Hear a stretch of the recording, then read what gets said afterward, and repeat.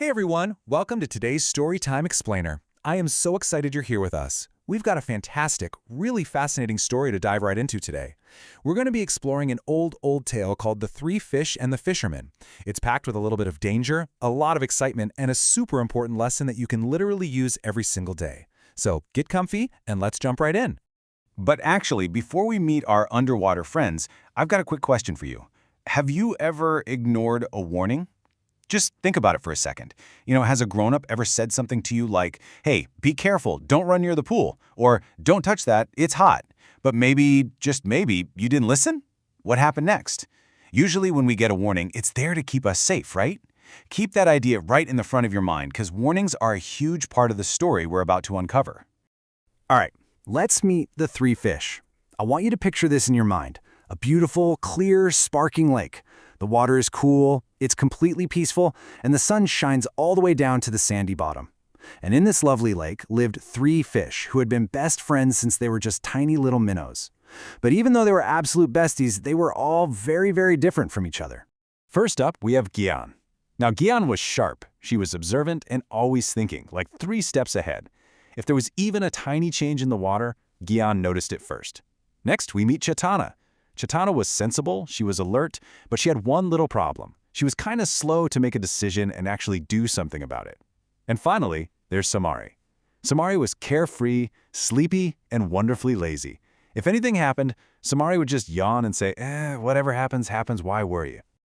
Okay, let's dive into this next part, the fisherman's warning. One warm, quiet evening, our sharp friend Gyaan was gliding happily near the surface of the lake.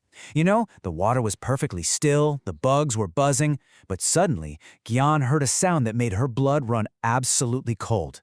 It was this loud, heavy voice carrying right across the water from the shore. It was a fisherman. And that loud, heavy voice boomed out over the water.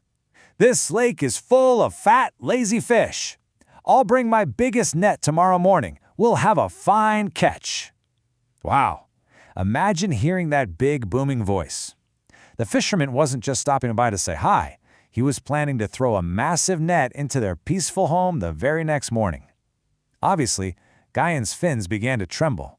She knew she had to do something, and she had to do it right now. So, this leads us to 3 very different choices. Gyaan literally didn't waste a single second. She darted straight down to the bottom of the lake to find her 2 best friends. "Friends," she shouted, her gills just puffing with panic. "I heard the fisherman. He's coming at dawn with a net. We have to leave this lake tonight and swim to the river before it's too late." Gyaan gave them a really clear, super urgent warning. But how would her friends react? Well, that very same night, Gyaan, who remember always thinks ahead, didn't wait a moment longer. She slipped quietly out of the lake and swam right into the safety of the nearby river. She made a really wise decision, and it led to a completely safe outcome for her. But as night turned to dawn and then dawn into morning, things got a whole lot more dangerous for Chetana and Somari. See, when Gyaan warned them, Chetana just frowned. She hesitated. She was like, "Are you sure, Gyaan? Maybe he won't really come. Maybe it's nothing." So Chetana decided to just sleep on it and see what happened in the morning. Somari, on the other hand, she didn't even frown. She just yawned. "A fisherman? Ha! I am way too fast to get caught in any net. Stop worrying and let me sleep."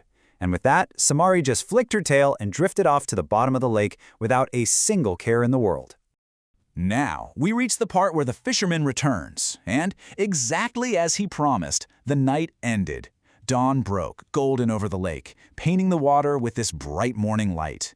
The lake looked as peaceful as ever, but it wasn't. Because out of the morning mist, the dark, scary shadow of the fisherman's boat appeared.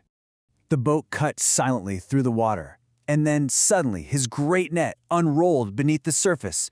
It was huge, it was deep, and it looked completely inescapable. Chetana, who had waited until morning, saw this giant dark shadow. She finally snapped into action. She raced through the water as fast as her little fins could carry her. And just as the net was about to trap her completely, Chetana spotted a tiny, tiny little gap at the edge. She shot through it with everything she had. It was an incredibly close call, but she was free. But wait, what about our sleepy, lazy friend? Will Somari wake up in time? Go ahead, shout out your answer right now. What do you think? While Chetana was swimming for her life, Somari was still swimming lazily in these slow circles, totally half asleep, thinking about absolutely nothing at all. She didn't notice the big shadow, she didn't notice the ropes. And then the net closed around Somari. She literally swam right into it without even noticing until the thick, heavy ropes pulled tight around her. "The net! Help! Let me out!" she yelled. She thrashed and twisted her fins as hard as she could, but the net held firm. There was no tiny gap for her. There was no escape. Somari had been warned by her very best friend, but because she chose to be lazy and totally ignore it, she didn't get a second chance. So let's talk about the moral of the story. Later that evening, far away in the safety of the river, Gyaan and Chetana finally met up. They were safe and they were free. Chetana quietly shook her head, looked at her smart friend and said, "Gyaan, you warned us both. I was slow to listen and I barely made it out. Somari wouldn't listen at all. I will never, ever ignore a warning again." Gyaan just nodded gently at her friend and shared this incredibly wise thought. A danger spotted early is a danger defeated. A danger ignored is a trap already closed. And that is exactly what happened, right? Because Gyaan spotted the danger early and actually acted on it, she defeated it. But because Somari ignored the danger, it became a trap she couldn't escape. Which brings us to the really big, central lesson of our entire story today. Prevention is better than cure. It's a pretty famous saying, and all it really means is that it is so much better and honestly so much easier to stop a problem from happening in the first place rather than trying to fix the problem after you're already caught in it, just like a net. So the crucial point here, if you want to be smart like Gyaan, here's what you need to take away. Always act immediately when you sense danger. Do not delay, and definitely do not put things off like Chetana did. And please, do not ignore warnings from people who care about you, because laziness and carelessness, just like Somari's, almost always lead to loss. It might feel nice to just say why worry in the moment, but being alert is what actually keeps you safe. And that brings us to the end of our story. But I want to leave you with one final, super important question to think about today. Which of the three fish will you choose to be today? Will you be lazy Somari, slow but steady Chetana, or the sharp and sensible Gyaan? The choice is completely up to you.